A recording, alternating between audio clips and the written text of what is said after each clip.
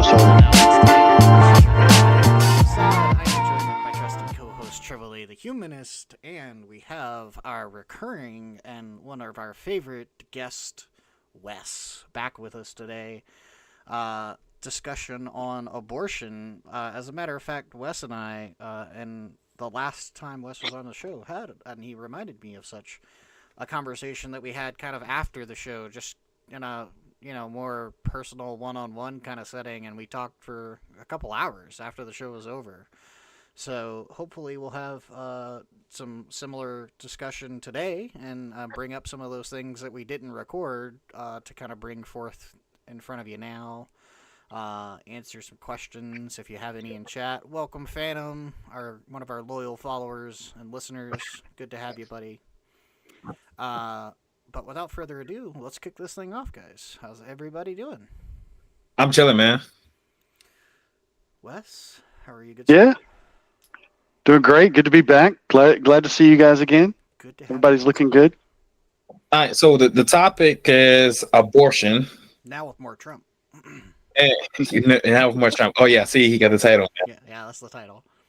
That's All right, nice. so I guess where I wanted to focus more on the conversation is not about whether abortion is moral, but whether it's good for society. I think I know your position. You think it's immoral, and I actually think it's immoral as well. But I consider it a justified immorality, Right. assuming that the fetus is sentient. If it's not, and I don't think a zygote is sentient, then it's not a moral issue at all.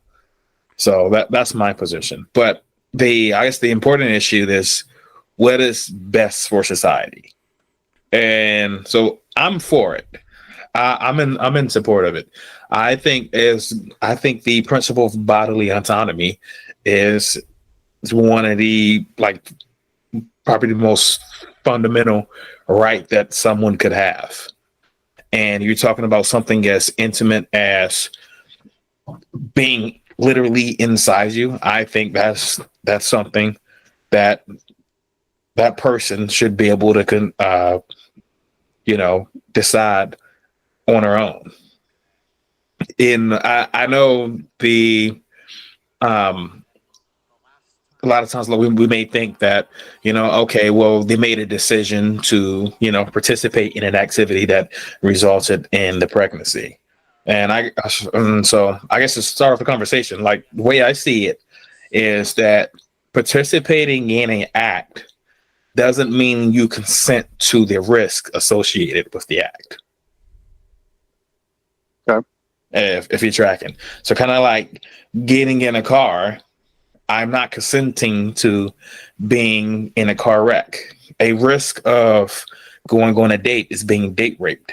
I'm not consenting to being raped by going on a date. Sure. That's the way I see that. So I think if a fetus is going to use somebody's body, it's going to need that person's consent, which can be revoked at any time.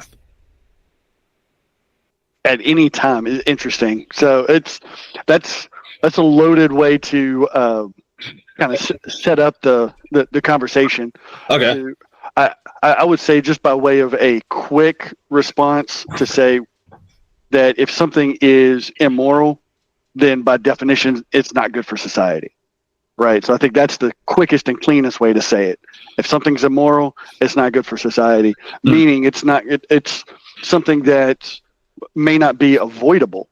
Right. It's something that may be part of the human condition or part of human civilization to some degree, but it's not something that should be endorsed and encouraged publicly, if that makes sense. I would disagree. I would think just justified immoralities would be good for society. For instance, I was a police officer. I'm still in the military as a reservist. The stuff I did were justified immoralities for the most part. Arresting people, being trained to kill people, etc. Though these are necessary things, but they're not moral. But the thing about the job of a military in the first place is just to destroy. That is not necessarily. I mean, that's part of the function, sure, well, but it's not the purpose of it. And I would argue, as a police officer especially, if you see somebody violating the law, especially something violently, right? Assault, arson, Mhm. something like that. It is not only just, it is also moral to stop them from doing that. And you, as a position of authority, as a police officer, it is a moral act to arrest that person, to get them to stop harming an innocent civilian. Well, I I don't think know you have a if you remember. misunderstanding here. Go ahead, Scott. I'd like to maybe just ask the question because that's kind of my Hmm. style. Mhm. Is when we talk about something that's moral, we're typically talking about something that should be kind of good in any scenario, right? Is that what you mean? Uh, sure, we'll go with that for now. It's not a, that wasn't like a trick or anything. It's more to kind of get to the point of, like, let's say in the duties of a police officer, Mhm. he sees someone like tagging a wall, and he goes and like arrests that person. Okay, well now Mhm. you're detaining someone against their will. Sure. Is Yeah. detaining someone against their will moral? It can be. Generically. Yeah. So that's where you run into the problem, because there are instances where it is moral and instances where it's not. Well, so Right. So I don't think it's a this one is size where, fits like, all I for don't the think that you and I are for that going, statement. you and I or you and AAA are going to agree. I think we're going to have instances in which we always define something as moral or immoral. And I think there are instances in which AAA and I are going to point to something we would call a justified immorality. For instance, I would say it's never moral to hold someone and detain someone against their will, because what you're doing is removing bodily autonomy. Now, in the instance of a police detaining someone for tagging a wall, that's a justified immorality because the police officer is performing a function of society that we've agreed to, something that is illegal, and Mhm. the person that was committing the illegal act is therefore subject to the law. Therefore, by detaining this criminal, although they are being detained against one's will, which is removing their bodily autonomy, it is a justified immorality because you're doing it under the definition of the law. Yeah, I can understand that framing of it. I mean, with an obvious disagreement as far as that use of the term justified immorality still strikes me as, oxymoronic in a way. But I get where you're coming from, and I think if we get past the labels, we can agree that it's good to do it in those instances. That's why when you ask, is it moral to detain somebody, like that's too broad a category. What if I say Right. like a justified violation of well-being? I mean, it's a mouthful, but because in my system, those are synonymous. Justified violation of well-being and justified immorality. Like I am saying the same thing. Yeah. So in that situation, though, I think the scope is too small, right? Mhm. Because if you're focusing on the person who's being arrested for tagging, somebody else's property, right, for committing vandalism, well, yeah, it's a violation of their autonomy, but it's also a protection of somebody else's personal property. That's what makes it Right. justified. So when you open up, and I get that, but I don't see the point in calling the act itself immoral if it's not fundamentally immoral. Well, remember my definition of Mhm. something of morality is something that contributes to well-being.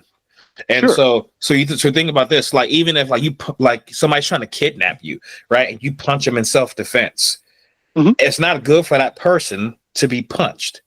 So No. you did an immoral act, but it's justified considering the context. That's how I'm distinguishing that. Even by your definition, though, when you say when you connect it to well-being, right? The well-being of who? And Of so if you're going to well-being, make any and all sentient creatures that are that are involved and can be affected in any way by this Yeah. thing.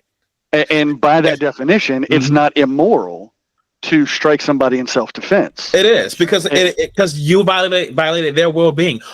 Because it's not good for them to be punched.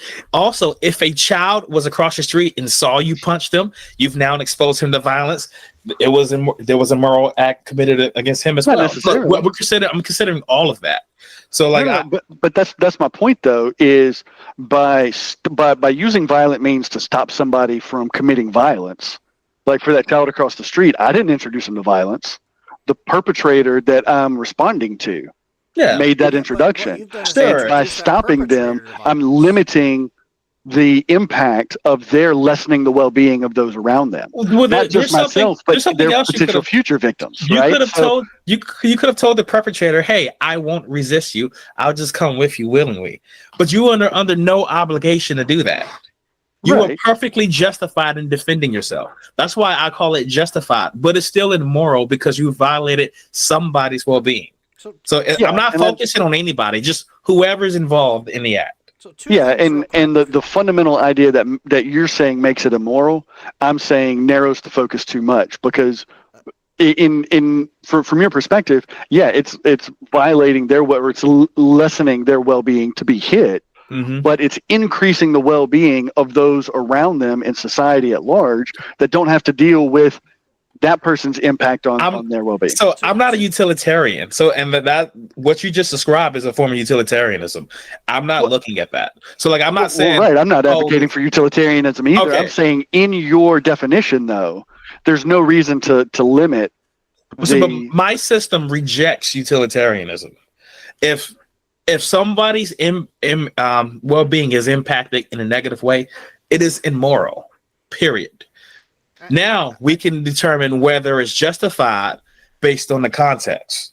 Let's see what's going on. I have But two and this questions is part of the problem when you start with a position that's fundamentally absurd, and when you're limiting the scope of morality to just the individual being responded to. No, When you say depending on the I'm context, not. I'm well, not. it sounds Remember, like you want to bring in the context. no. Remember, as well I'm to not. consider I'm not doing. justified. I'm not doing that. So remember, it's not limited to That's the exactly what you're individual. doing. No, it's not Because limited. you're rejecting utilitarianism. No, You're but- rejecting no, any ripple effects. You're just looking at the individual who No, commits the act. I am not. Remember, I brought up the child who was across the street.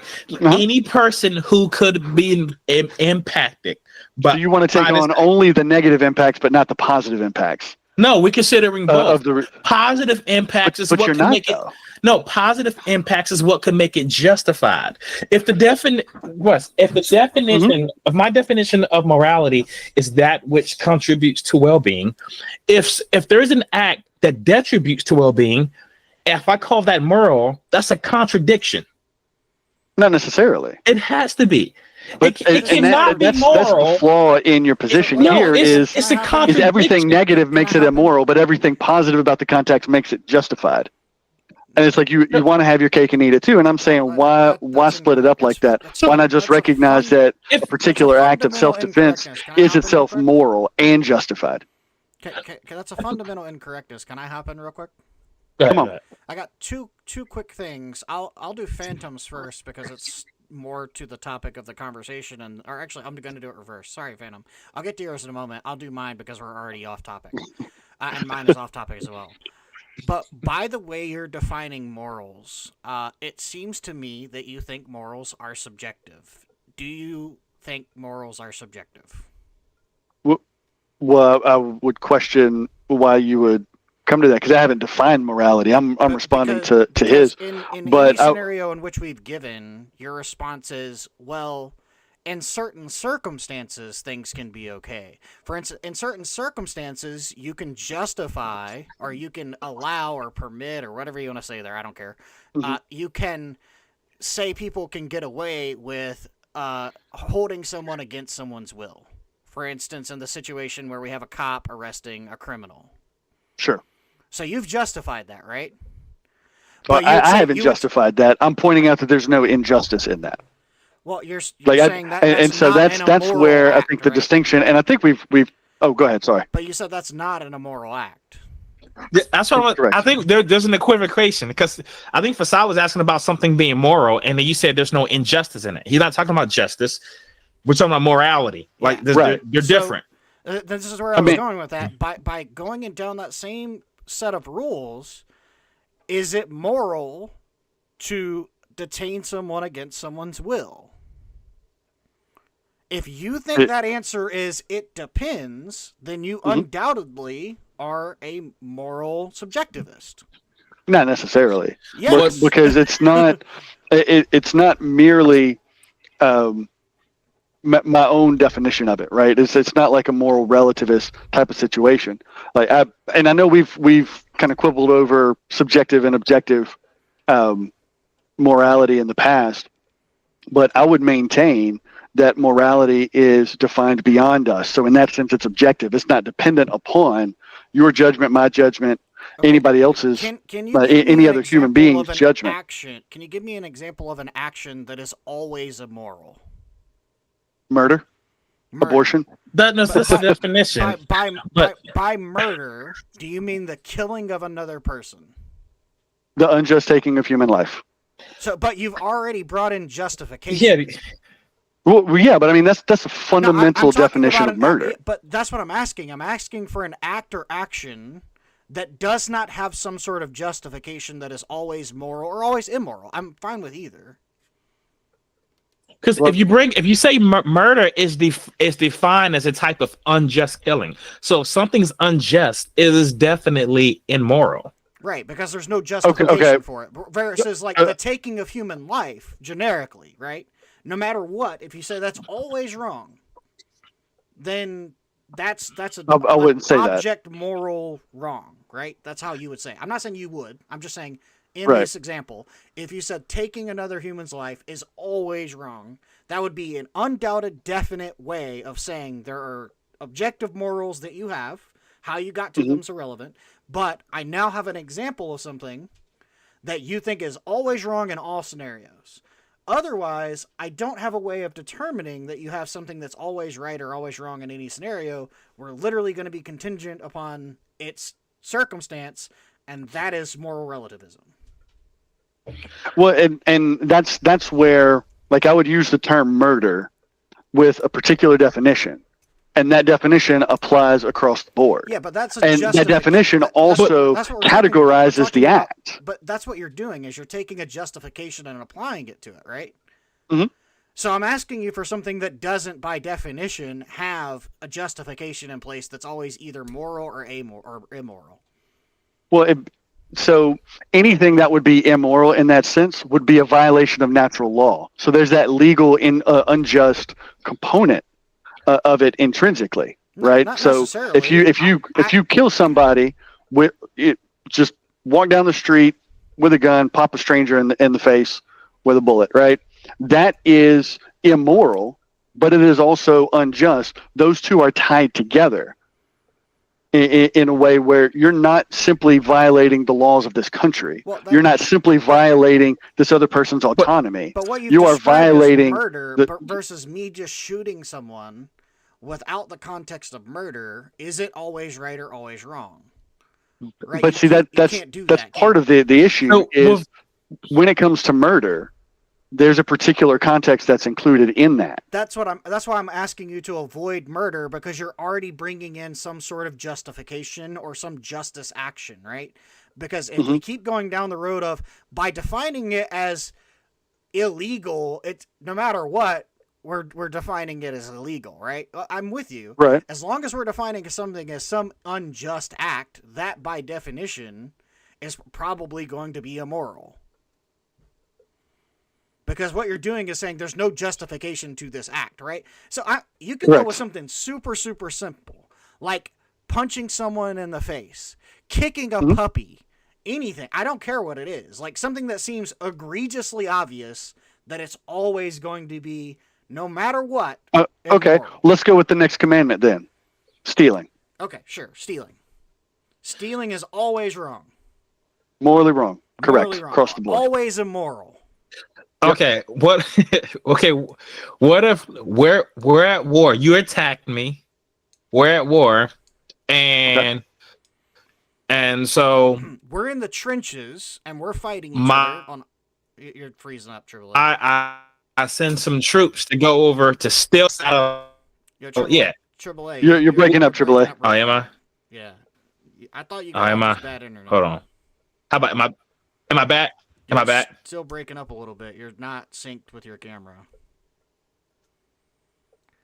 Really? I'll All right, give hold you on. a better example and wording of what he was gonna do. Is, let's say you and I are fighting each other in the trenches as enemies, Mhm. and I kill you, but it takes my last bullet. Is it okay to steal from your dead body bullets to fight potential future enemies that are going to come in those barracks?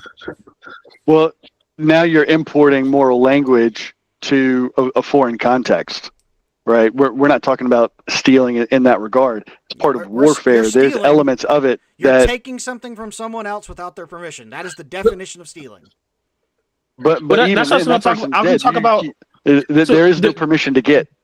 During World still War can II, get hold on. During World War II, Yeah. But let's try this. I'm going to use another example. So during World War II, there was this English pilot. He got he was a POW. Got captured by some Germans. He broke out of prison, stole a German airplane, and flew it back.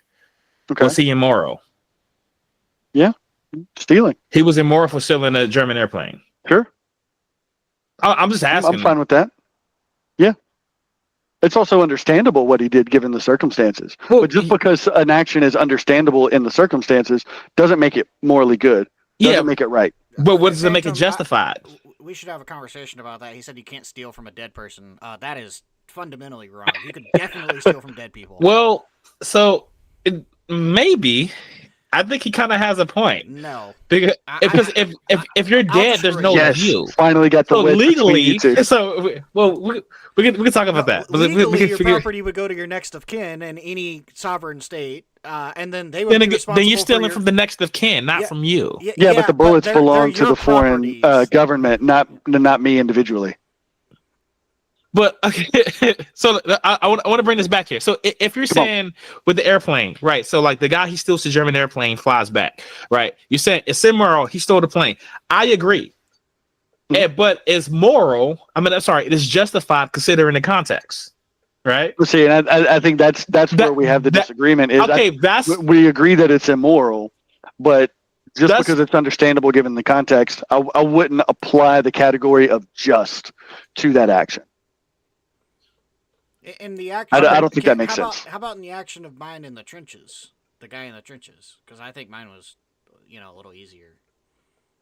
Yeah, same kind of thing. And I mean, but just fundamentally, right? The act of stealing is wrong. Doing it in certain circumstances is understandable. It doesn't change the moral principle. Is it justified in that situation where you have a guy in the trenches and he's down to his last bullet and there are definitely enemies coming? I wouldn't say so. No, I mean, it's not justified. If you're saying justified in the sense that it's understandable, okay, but I wouldn't apply the category of just. I guess when I use the term, so when I say justified immorality, I'm talking about there is because we're not omnipotent, there are limitations in the way that we can promote well-being. Like for instance, like there's a school shooter. He's in the school. He's shooting up a bunch of children and stuff, right? The police gets there. They're going to have to do something immoral to stop him, right? They can't it's immoral. Like that school shooting in Texas where the cops all were standing out and didn't do anything. That was immoral. That would be immoral thing to do to take action to save and preserve human life. It is possible to be in a situation where every option available to you is immoral. That there's no contradiction in that.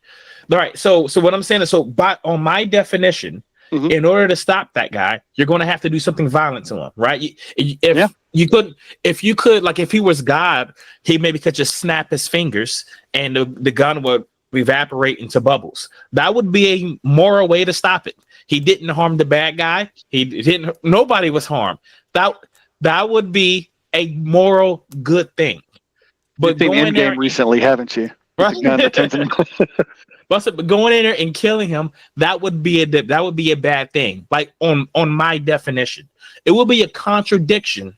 Just if I'm saying that morality is what contributes to well-being, it will be a contradiction to call it moral to kill the guy, even if he's. I wouldn't say so. Yeah, I think that's really the biggest difference, because maybe you disagree with my definition of morality, but you have to agree that it would be a contradiction for me to call that moral. For you to call that moral, yes. Yes, from my definition, because if something detributes to well-being at all, it is immoral. A long time now. And We I have wanna been I in wanna get Winter Red, back yeah. to Phantom's question. Let's bring it. because Let's bring it That's back why I to was bringing back the abortion. school shooting Phantom's- and preserving innocent human life. That way we could get Phantom's back around to the question topic. actually brings us back to the root of the discussion, which is why I said I wanted to do it in the other order because we were down a rabbit hole already, and I knew mine was Gotcha. going to get us closer. But Phantom asked a question that actually Wes and I discussed off camera, so I'll let him answer it in person for you now. Yeah. He said off topic because we were off topic. It's on the topic of the whole point of the conversation, Phantom. So keep us honest. And Thanks, I Phantom. appreciate you bringing it back around to the original topic. I'd be interested in knowing if I was to have a problem with, if Wes was to have a problem with abortion, if we had artificial wombs to transfer the fetus to. Assume the wombs are as successful as natural wombs. So what the process of removing a fetus from a woman and putting it in some artificial womb that has the exact same chance of success of a birth as the woman herself. Would Yeah. you be opposed to abortion if that was the definition? Well, I mean, at that point, we're not talking about abortion per se. We're because You are. You're ending a pregnancy. No, that's in a woman. abortion. no, you're relocating the pregnancy. The woman is no Right. longer pregnant. It is now in a test Yeah. tube. And that's a big issue, or that's part of You're untangling. relocating the fetus, but the pregnancy has been Pregnancy is terminated. over. Yeah. Yeah. So okay, if that's the definition of abortion, That is the then- definition medically of No. abortion, is termination of pregnancy. so. But even then, that's not in total of the way it's used in the public discourse around it. For example, a fetus that dies in utero, folks will say that's the removal of that fetus is the termination of the pregnancy. Actually, no, the death of the fetus at the point was the termination of the pregnancy. No, that's Right. incorrect. So- because I think it's the pregnancy removal of is the fetus. The So, pregnancy okay. is still ongoing. Well, all that aside, fundamentally, the issue against abortion is the taking of innocent human life, right? So if you want to redefine abortion to where it doesn't or end human life, when I say take, so if we're not ending innocent human life, and we're doing whatever we're doing, I'm gonna say across the board, for the sake of argument, fine. So in this instance, right, we're talking about artificial wombs, right? If you got a woman who gestational diabetes, right, something Mhm. like that, major medical complications that wouldn't necessarily jeopardize her health, her life rather, but could have some serious health consequences. If that's an option and you can safely relocate that baby, I'll be honest, I think it's a little odd. Just as we're fitting these new medical technologies in our brain, but at the same time, if you're taking action to preserve that unborn child, to help it get to a healthy birth development so that it can be born and live its natural life, while also minimizing health impact to the mom, I don't see a problem with that. I think that's fantastic. But generally speaking, that's not what we're talking about with abortion. The vast majority of quote unquote abortions are people, are not people, women, right? Because we're not PC here, right? Women who are ending the life of a child, of an innocent human life inside their body, most often for no moral reason other than they want to. So I'm gonna make this into the strongest case against abortion that we can. So let's say in a scenario, there's a woman. We say facade. Can I get Phantom's quote in real quick because I Go agree ahead. 100% with Phantom on this one. Ending a human life is an unfortunate side effect of an abortion. An abortion is termination of a pregnancy, and that is the medical definition. And what most, at least AAA and I, when we're referring to abortion, that is what we're referring to. We're referring. Your argument seems like it's going against the process, and the other one, other comment, real quick, you can respond. But I wanted to get both in before. Yeah, no, yeah, it's good. What if the transplant is just because the woman doesn't want the pregnancy? Does that change your opinion on the artificial surrogacy? Yeah, that kind of overlaps into surrogacy, which I have some deep moral issues with. But for the sake of this discussion, I would say if the decision is made in that setting, it's more akin to adoption than surrogacy, right? Because if the woman gets pregnant and she's like, I don't want the baby, I can't deal with this, for whatever reason, rather than kill the baby, if we're taking action that leads to the flourishing of that human life, the continuation of human life, rather than the cessation of that human life, that's what I would advocate for, and I think that's what the vast majority, nearly 100% of the quote unquote pro-life movement would advocate for. So let's say Susie's pregnant. She's 6 months pregnant, Right. and she's like, you know what? I don't want to be pregnant anymore. Because it's just she wants to go out and party and do cocaine and stuff, right? And it's just a huge inconvenience. So that's why she wants the abortion, right? Okay.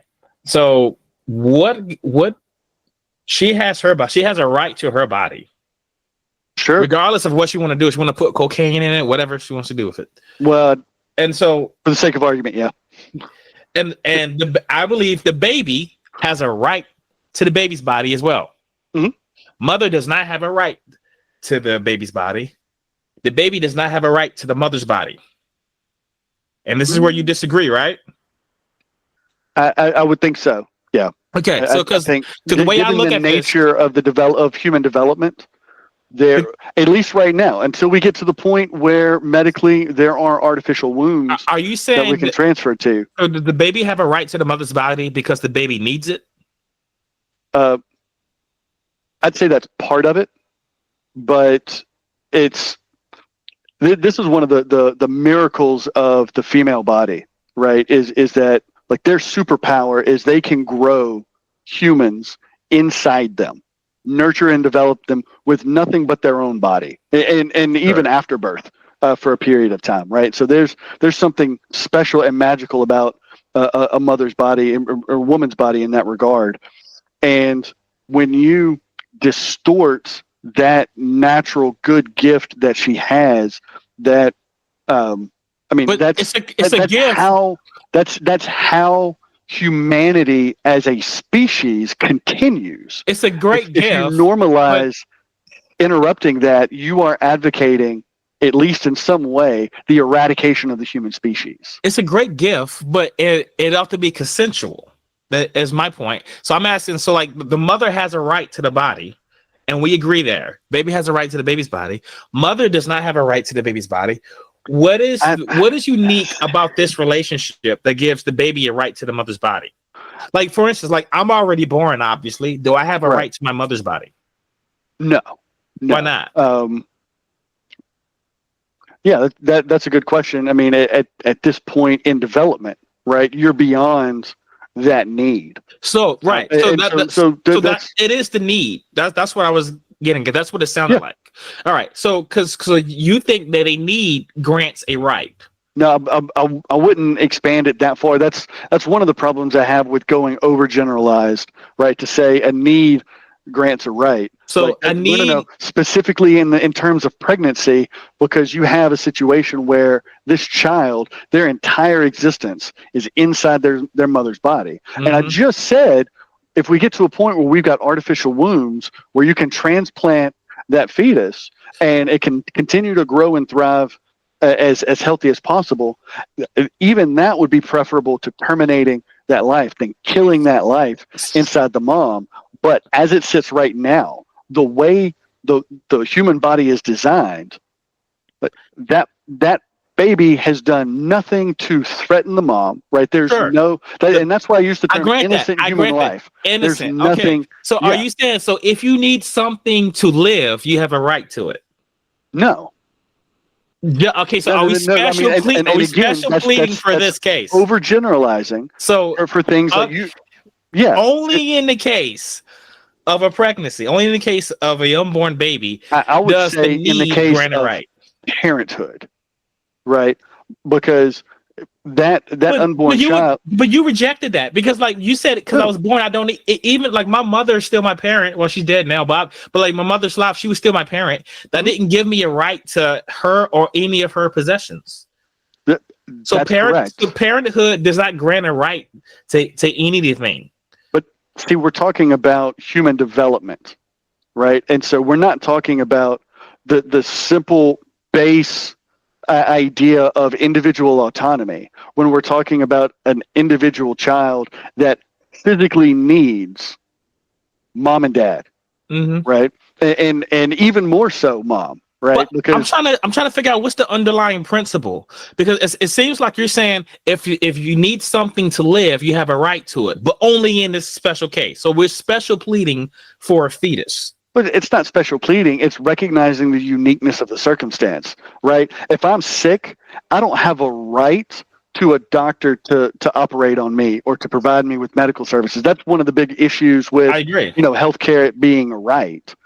But when it comes to your own children, I would say this in the broader context of what we talked about, abortion being good for society. Mhm. If you normalize the neglect of a parent's responsibility to their children, specifically the mom, because of the nature of that special relationship and the need in that development, if you neglect that and you encourage that, you are encouraging the eradication of the No, but so even this, but this isn't neglect. So even then, like, when we talk about the Oh, it responsibility, certainly is. the responsibilities of parenthood are totally consensual. Like I have a daughter who, and I am her caregiver. She is my responsibility. I could give it up going through the right channels. Of course, I wouldn't give up my parental responsibility by abandoning her downtown on Summer Street. Even on It would be.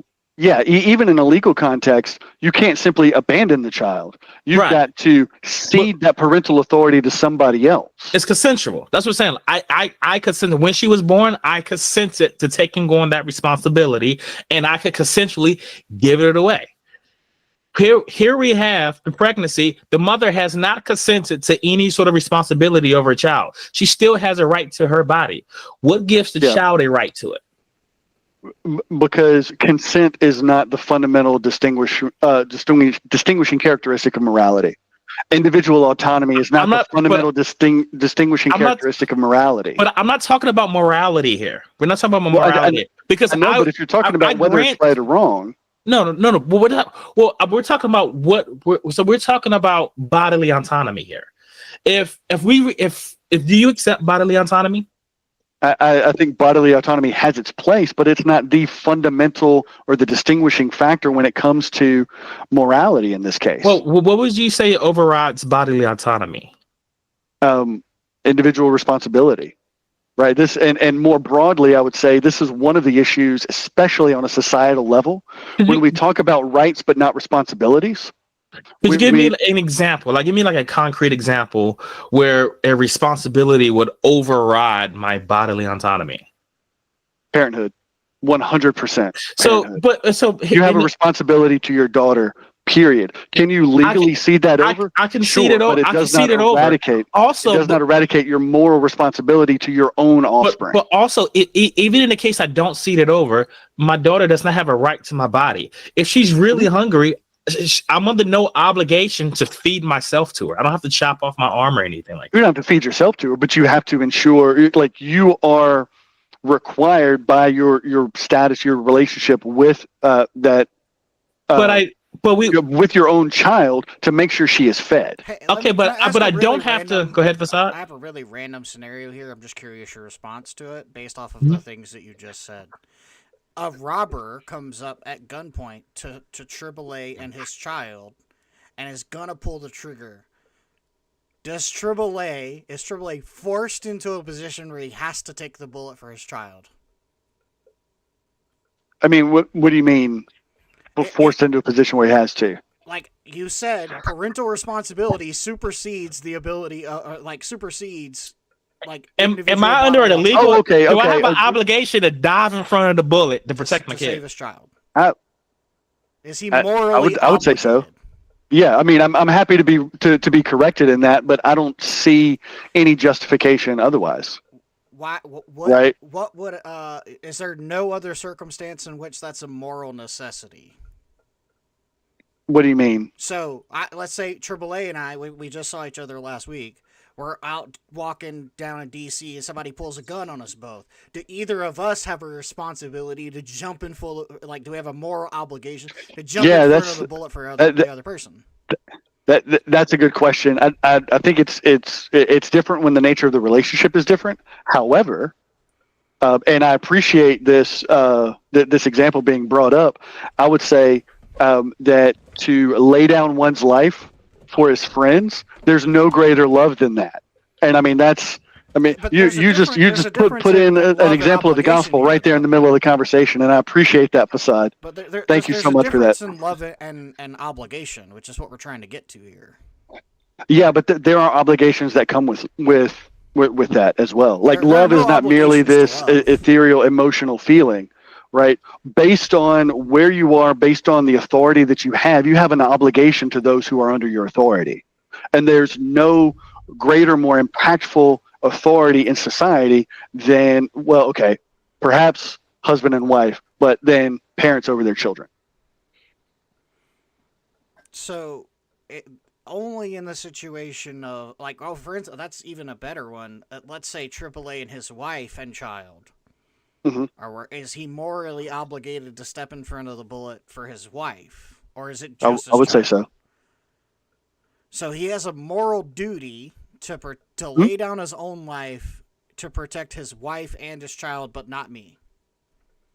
100%, yes, because he is joined to his wife in a way that he will never be joined to you, right? And I mean, again, I appreciate the Bible juke here, right? I mean, it's clear that a husband is to love his wife as Christ loved the church, and that includes being willing to lay down his own life for her. So yes and amen.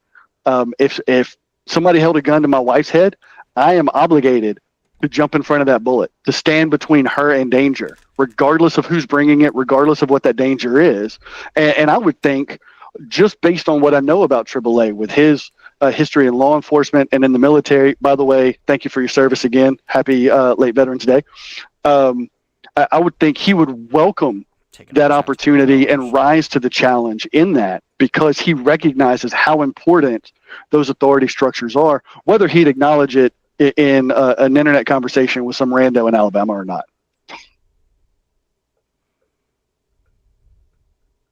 Shout out to Rose in the comments. I see you in there. Oh yeah, I was gonna jump out for Rose. Good thing you said Rose. I'm about to say Rose, but like so for Rose, it's just there are two bodies when a woman is pregnant. Babies have rights too. So I'm granting equal rights for both baby and mother.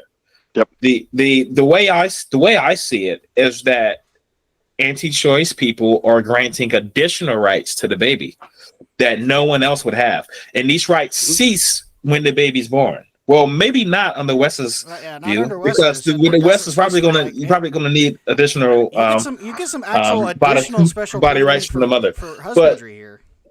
Say it again. I said What's he has additional special pleading for husbandry here. But it's not special pleading. Well, I mean, it's recognizing the uniqueness, right? A president doesn't have any obligation to the citizens of foreign countries in the same way that he does to the citizens of his own country. Well, so, right? That's not special pleading. That's recognizing the nature of the relationship and the nature of the authority over which he's been placed. I'm going to ask a dangerous question here. Is my life any less valuable than AAA's kid? No. No. So why does he have a moral obligation specifically to his child instead of all lives? Because that's his child. Now, granted, I would say it's perfectly consistent for one to sacrifice themselves, not just for their own family, but for those of their friends and even strangers. And that's been not an obligation.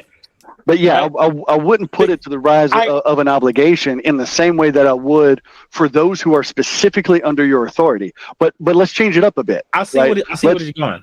I'm saying I see where you're going in the next thing you're about to say.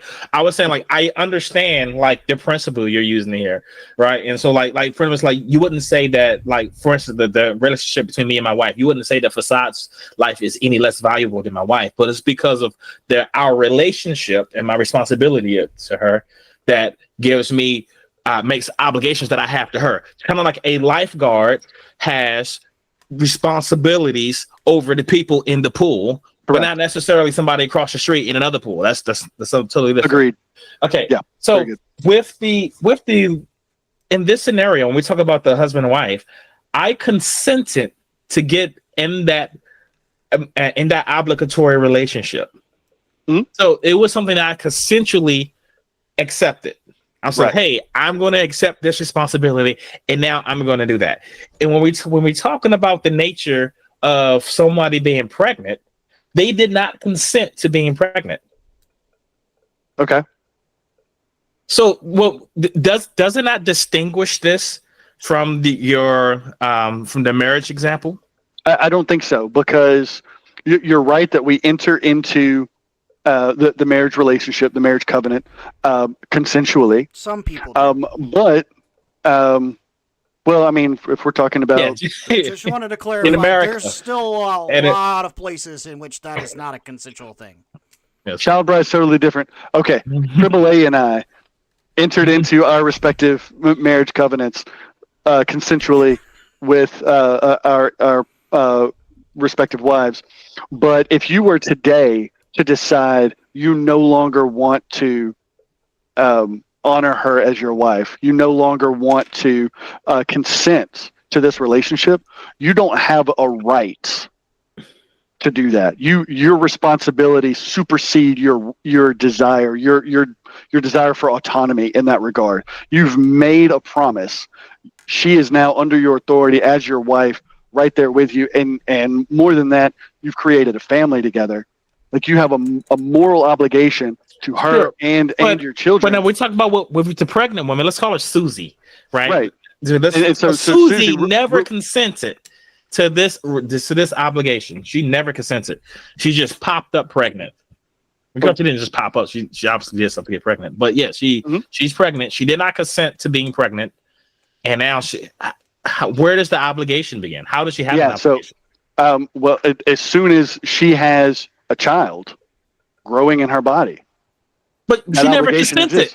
exists. She never. And this is what I say: the nature of consent and bodily autonomy is not the important factor. It's not the distinguishing characteristic of the morality of the situation.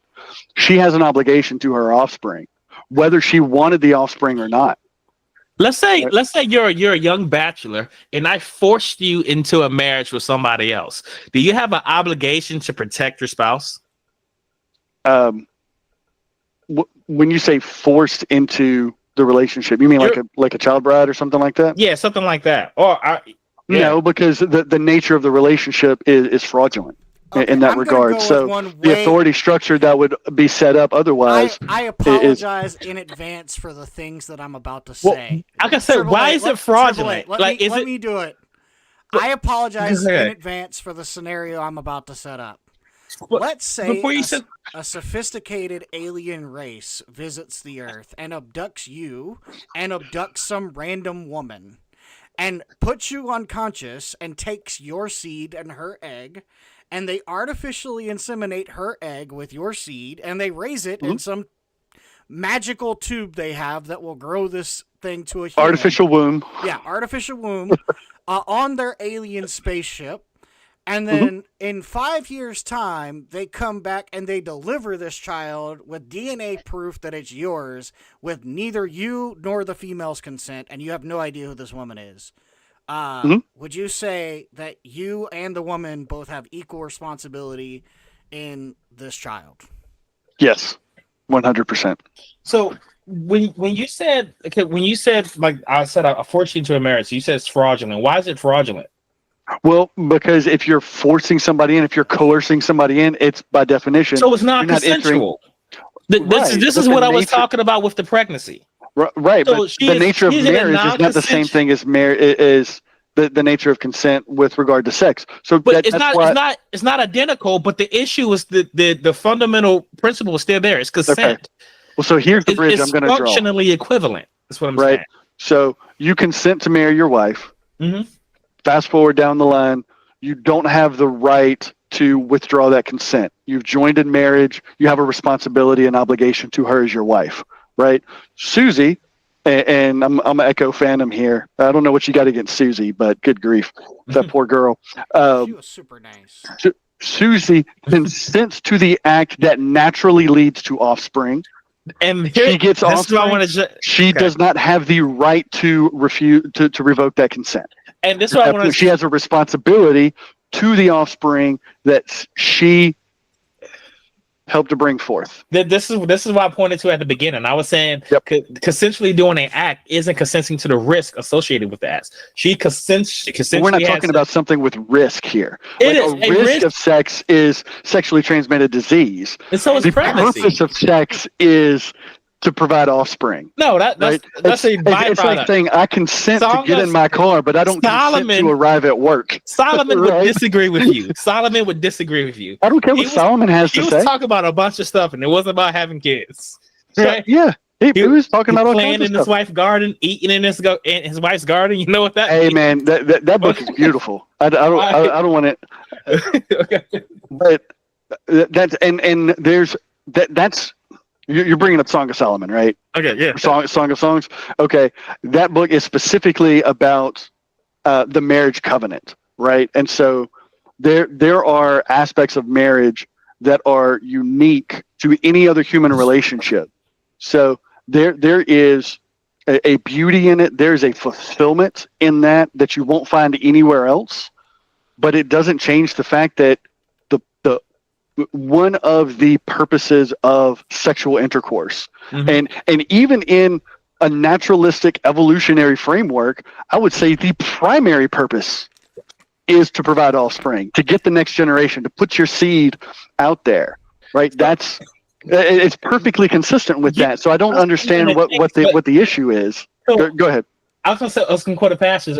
I forgot where it was, but I found it. It says it's Proverbs 5:18. It says, "Let the wife be as loving and pleasant Yes. to you. Let her breast satisfy thee at all times." It's a Wow, wonderful that's verse. King James version. Oh, that was hard to read. Okay, okay. Let her breast satisfy you at all times. Right? Yeah, So, 100%. okay, so this isn't talking about birthing kids. This is talking about some other Sure. stuff.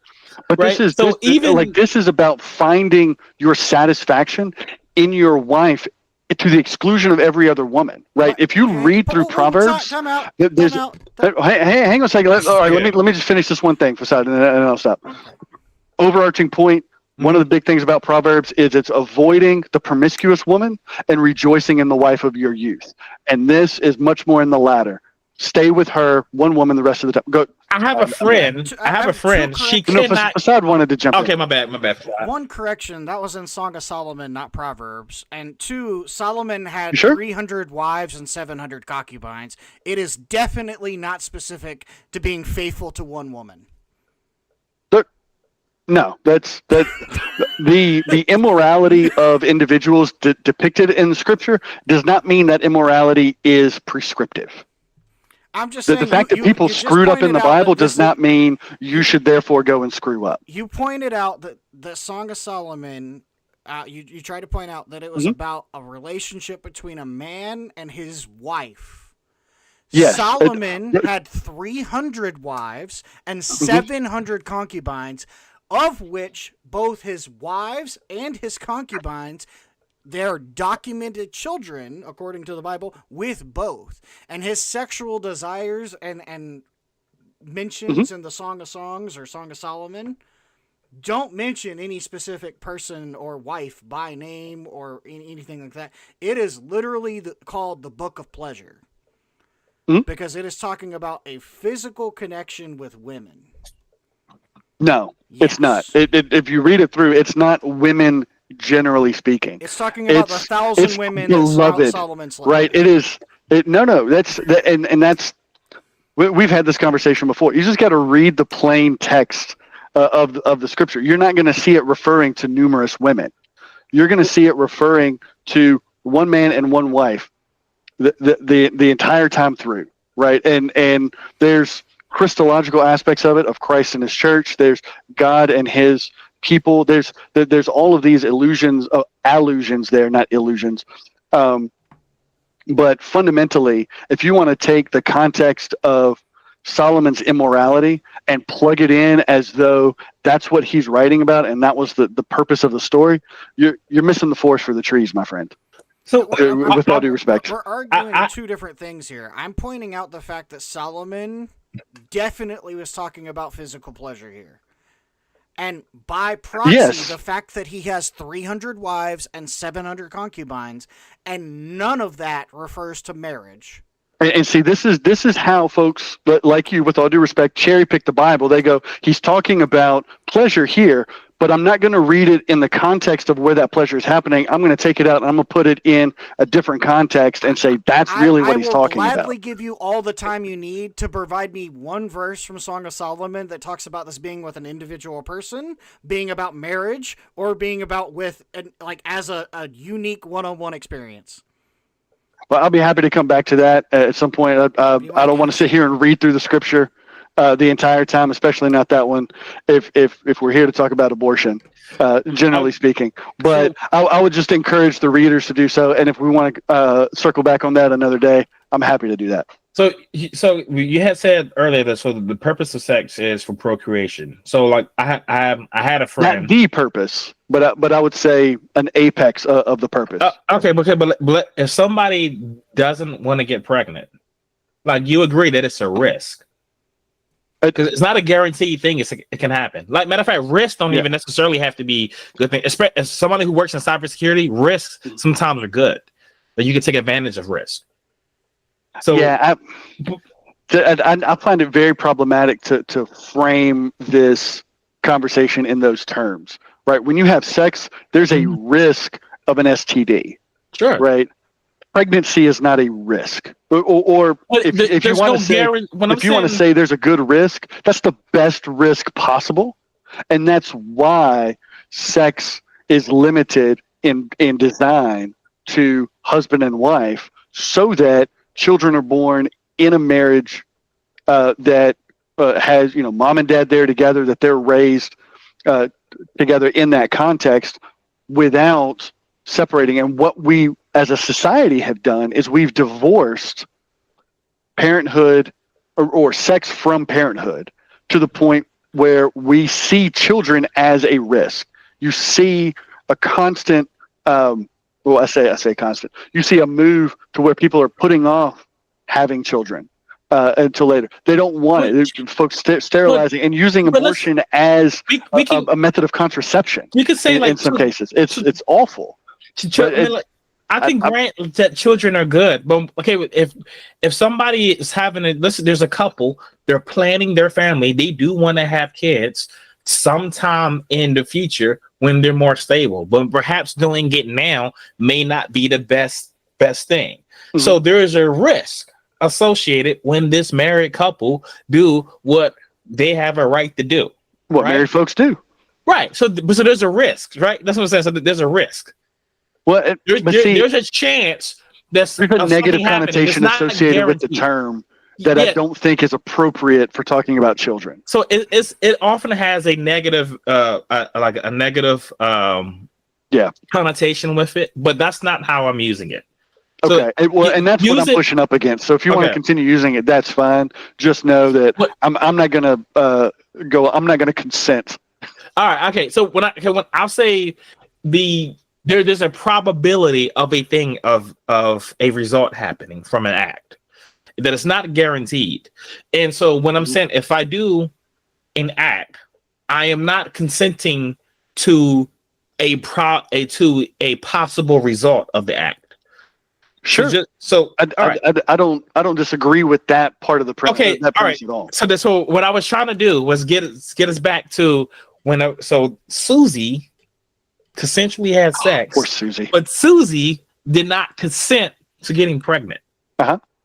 That's what I'm saying. So this was not consensual. Yeah, you might as well say Susie consented to mix the eggs and the flour and the milk and the sugar and put it in the oven, but she did not consent to having a cake. No, well, you might as well. I mean, if you're going to do what it takes to get that whole process, like sexual intercourse, leads to offspring. Like because you do this and you get that. If I go on a date, we know a risk of going on a date is getting date raped. Right? Okay. That's a legitimate risk. We can agree. Okay. If I go on a date, did I consent to being raped? No. So right, because you're distinguishing the risk from the act. But you're equivocating rape and childbirth. No, I'm giving an example Rape that and is pregnancy. functionally analogous. Date rape. No, it's not functionally analogous because the purpose of the date is not to get raped. The fundamental purpose of sex is to have kids. No, it's not. Yep. You already admitted earlier there's more than one reason to have sex. I mean, yeah, when it comes to husbands and wives, yeah. But we've been talking about, and I agree, it's at the top. It's right up there along with the husband and wife relationship. If every time you and your wife had sex, you were going to have a kid, would you stop having sex? No. We'd have more. So you'd have just kids every time you had sex. Mm-hmm. So I mean, we're limited to, you have a finite probably number of 9 to 11 month resources, cycles. Well, no. I'm talking about like if it was magic and Guaranteed kid. Guaranteed kid. Like you had sex today, tomorrow you had a 0-month-old fresh-born baby. Would you continue? That'd be fantastic. Let's go. Yes. I would love it. All the kids, fill up the quiver with all the arrows. Okay, so not everybody would want a bajillion kids. As a matter of fact, I wouldn't even say that would be a moral or responsible thing to do. Oh, it definitely wouldn't be because you'd go broke. You have the means to take care of all the kids. What? I mean, what do you know about my means to take care of my kids? Unless you're like Elon Musk or something. But like, you don't need to be a billionaire. You don't. I know plenty of families, like legitimately. I go to church with several families with 6 kids, 5, 6. I think one family even has 8 kids. Scenario Facade gave you. I know, but what I'm saying is, you're talking about Elon Musk. They're not like uber wealthy, rich folks. But like in Facade scenario, you would rack up hundreds of kids. Yeah, but that's not going to happen. You know that. In his scenario. So yeah, what he was trying to demonstrate was a way to provide for these kids. What he was trying to demonstrate was the purpose. The purpose of that is not necessarily to have kids.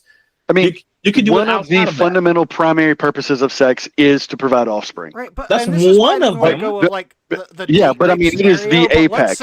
Sexual pleasure. If you're talking about husband and wife, yes, that's up there with it. But I would go so far as to say that the provision of offspring might even be above that.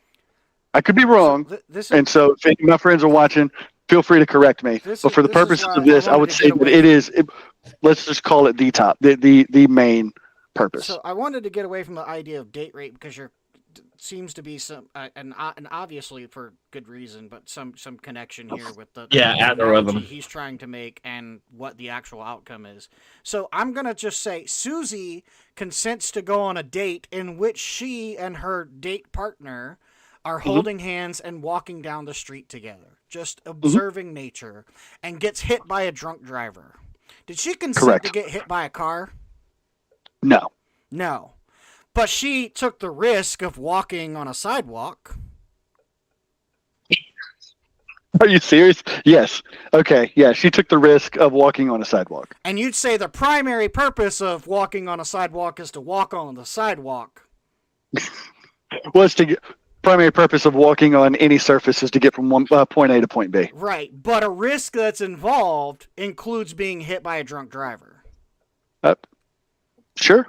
And she didn't consent to that risk. Yeah, but okay. Let's bring these two scenarios together. The lack of consent doesn't change the fact that she wakes up in the hospital the next day. No, she died. Doesn't change. She's not going to wake up. Okay, fine.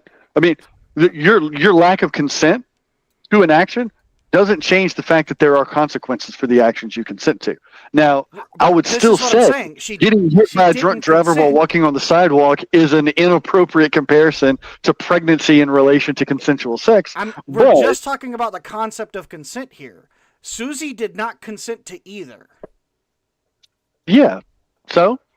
So why is one okay, or why are you forcing one than the other? I'm not forcing anything. If she doesn't what am I forcing? If she doesn't consent to being pregnant, you're forcing her to carry a child. I'm not forcing anything. I'm recognizing that she has a responsibility to her child. She has whether she wanted that child, whether she is currently in a position to provide for that child. She still bears a responsibility as that child's mother. And let's be clear here. I'm not ignoring the father, right? It's just that this is certainly more impactful on Susie's life, but that father has a responsibility to Susie and the child My as point well. here is, in any situation, you'd say that because she didn't consent to the risk of being hit by a drunk driver, then she's not responsible of being hit by a drunk driver. Well, yeah, but also that goes to, I don't think these two scenarios are analogous in the way that you see that they are. The reason I stepped away from this whole date rape analogy is because that's the way people wind up, another way someone can wind up pregnant. I'm just talking about a risk involved in an act. Mm-hmm. And what I'm saying is that because Susie is doing an act and there are risks involved, doesn't mean she consents to the outcome of that act. Walking down a sidewalk includes the risk of getting hit by a car. Having sex with a woman includes the risk of that woman becoming pregnant. And see, this goes back to what I was talking about before, is considering pregnancy a risk carries this negative connotation to it that you acknowledge, Facade, at least in your comparisons to date rape and getting hit by a drunk driver. And I would say those are extreme, and those further illustrate how far apart the comparison is. Let's get away from that connotation here, because that's why I'm saying at risk of playing the lottery is winning the jackpot. Even to steel man that point, though, they're not really that far apart when it comes to certain risk. If you're talking about certain things, no, let me explain, and you can disagree when I'm done. But I want to point out that in the situation, unless Susie dies, she's hit by a car. In both situations, what you've done is you've altered poor Susie's life for the foreseeable future. You've also cost her lots of money in medical bills and expenses and potential future loss of things like her job, her current role in society, her current lifestyle, because all of these things are going to change in the instance of her being pregnant and the instance of her getting hit by a car. She's going to have increased expenses from medical bills. She's going to have increased responsibilities because now she's got to go to the hospital or see a physical therapist or raise a child. What I'm saying is, even though you're saying they're fundamentally different things, what I'm saying is you're going to permanently alter someone's life in an extreme number of ways, whether she's hit by a car or carrying a child. Now, you say, oh, well, it's different because there's a whole nother life involved. Like, I agree, there is a whole nother life involved, but the actual impact to that person's life and how they're going to see it over the next couple months are very similar. Do you see a difference between you doing something and somebody doing something to you? Yes, absolutely, which is why I'm for consent. That's the distinction here. That's the distinction. Because so when Susie has consensual sex, and she doesn't consent she consented to the act that led to there's a direct connection. There's causality there in a way that there isn't with the drunk driving accident. And the drunk driver inflicted it on her. There was no consent to that. Yeah. So she consented to a pleasurable act that was doing something non-related to her getting hit by a car. In what world does walking on the sidewalk normatively lead to getting hit by a drunk driver? It wouldn't matter someone's been hit by a drunk driver. No, which happens more often. If you want to make that comparison, let's make it as strong as we can, right? Okay. Because in the instance of sex and pregnancy, I'm a soldier. I go into combat. Am I consenting to being shot? Mm-hmm. Really? Yeah. You are going into like you don't want to be shot, right? Yeah. So you're going to do everything you can to avoid being shot. Yeah, I am not. You are going into it eyes wide open. And if you go into combat, you are actively trying to not get shot. Okay. Well, that is not consent. Okay. You're consenting to the possibility of being shot.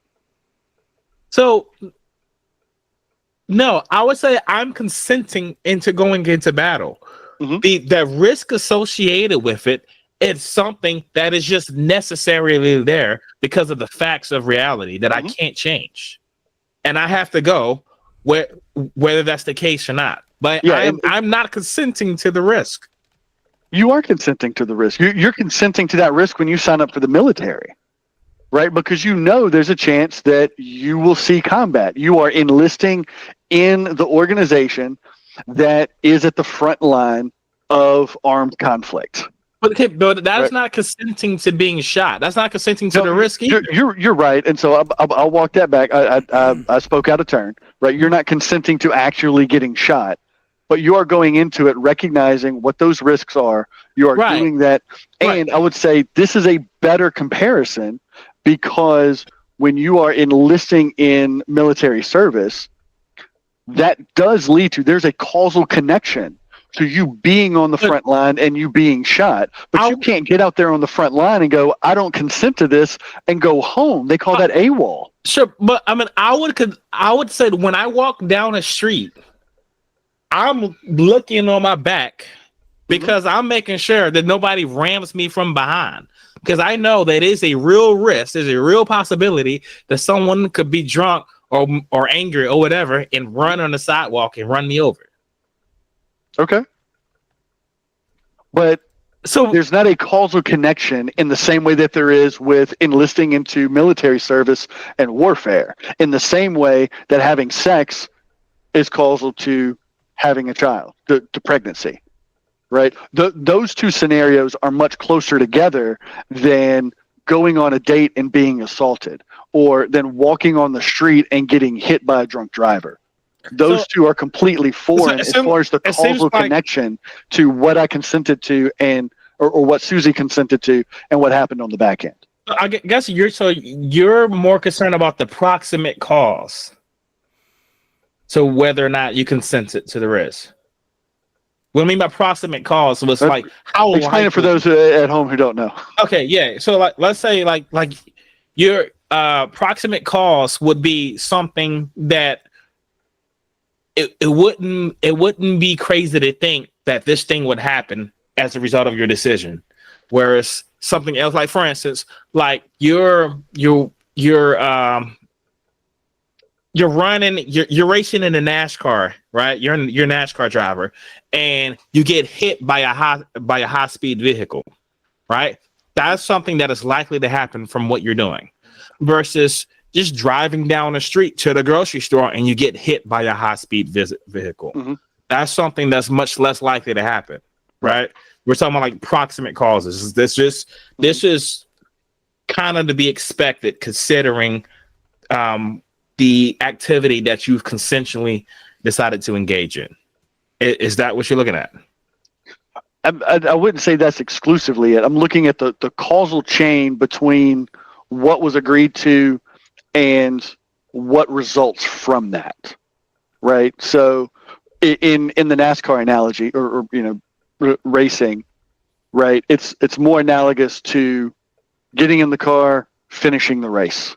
Like that's the goal. That's the reason you get behind the wheel of a race car is you want to you cross the finish line, right? That's the purpose, if you will, of that. When you engage in sex, like the purpose of that act, and we've talked about there are several others, but a primary purpose is to provide children, is I to, think- to I have bear numbers. offspring. Like that is how the human society, that's how species continue Yeah. to I have thrive. numbers. I wanted to give Wes last word, unless you two just wanted to continue. I have got to a get ready to number dip I in have like to 3 go to, minutes. but I do have numbers. Real Oh quick. man, we're just getting warmed up.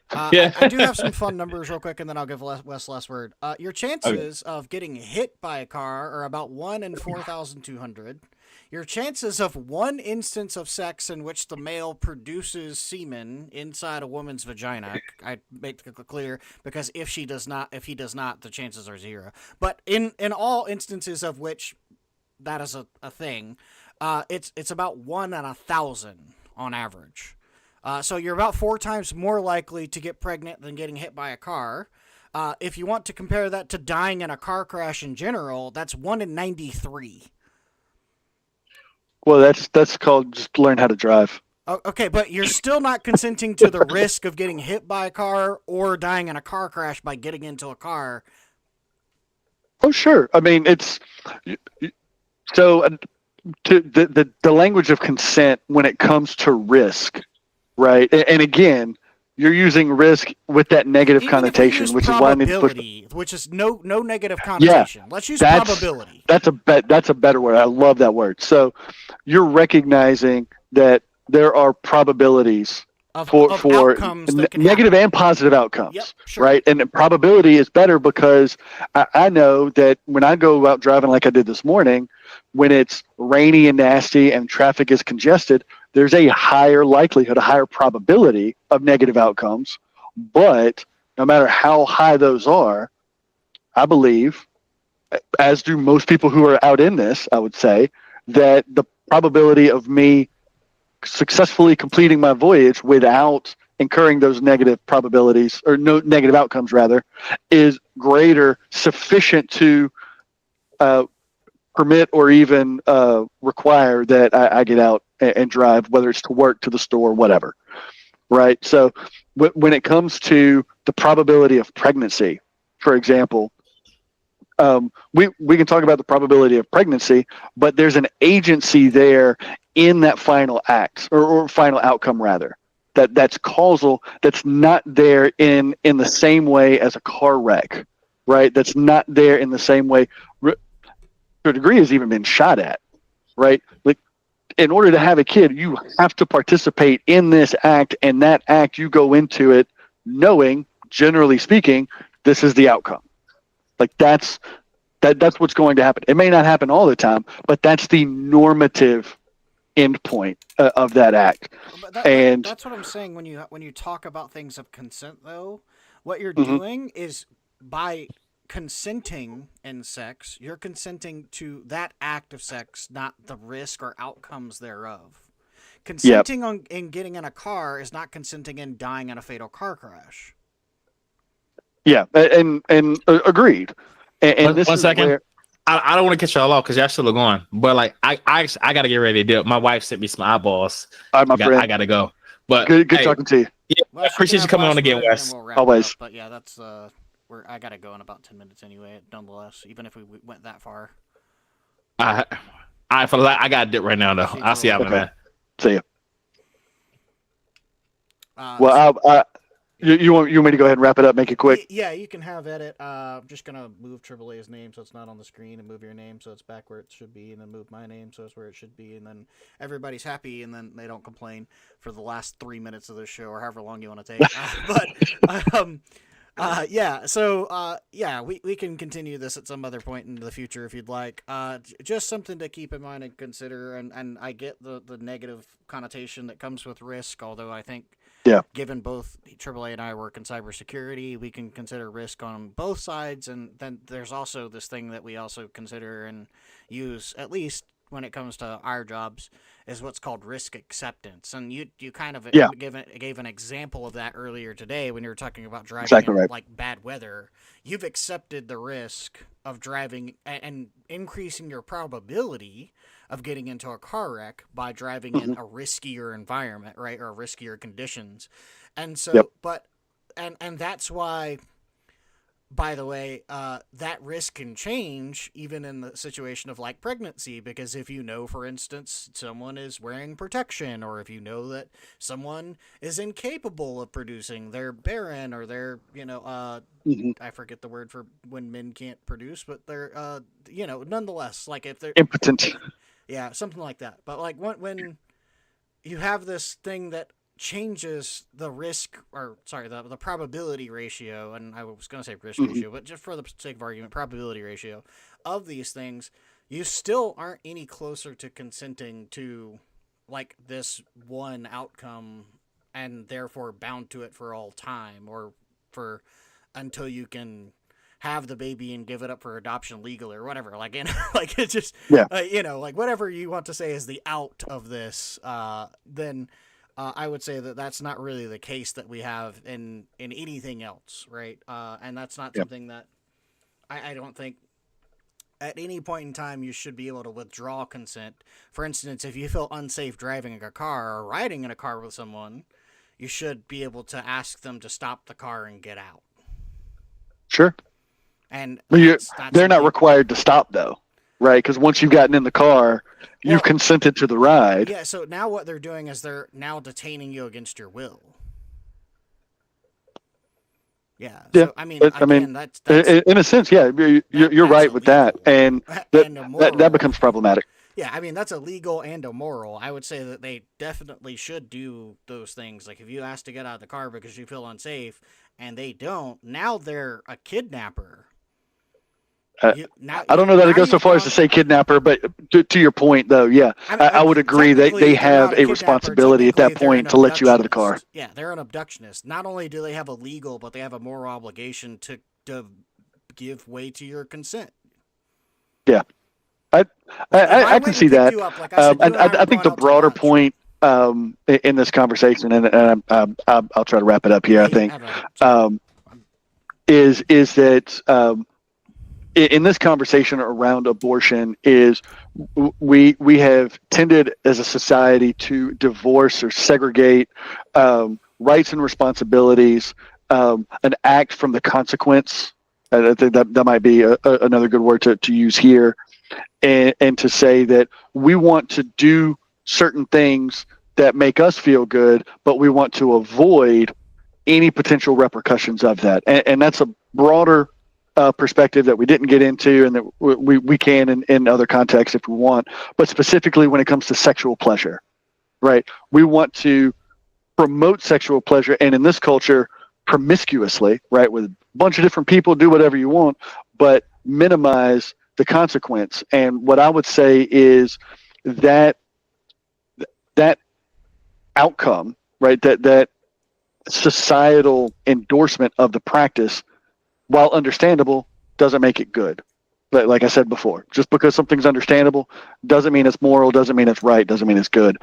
And we as a society would do well to not only recognize the value and worth of every human being, every human life, but we would do well also to encourage publicly, and I would say stronger in legal terms, the responsibility that parents have for their child, and in any and all contexts, and in this one specifically with pregnant women and their children. And you know, I mentioned before, I'd even bring the dads in there. You know, there's a way where pregnancy works best, and that's with a marriage, one man, one woman, mother and father of all the offspring. That's the ideal. Anything less than that is by definition less than the ideal, and it's something as a society that we should caution against and we should be hesitant to encourage. And I don't think any justification of sexual promiscuity or individual autonomy warrants the killing of unborn life that has done nothing wrong. They're there purely by actions not their own, and I think it's a sad state of our society that we have so many that would encourage and practice such a reprehensible act. And I guess I'll leave it at that. I because it's last word, I will just say that we have much to discuss in the future. Because there are a few things that I'd like to point out, but we'll save that for a future conversation. Wes, it was a pleasure as always. Thank you for coming on. Anything you want to say to anyone that's still watching or that may watch, you're welcome to do so. That's not necessarily related to the topic. Otherwise, it was fun having you on again. Absolutely. I don't have anything else to say. I think we said enough, and there'll be opportunities to say more later. All right, fair enough. Well, thanks guys for watching and asking your questions. Phantom, thanks for asking those questions.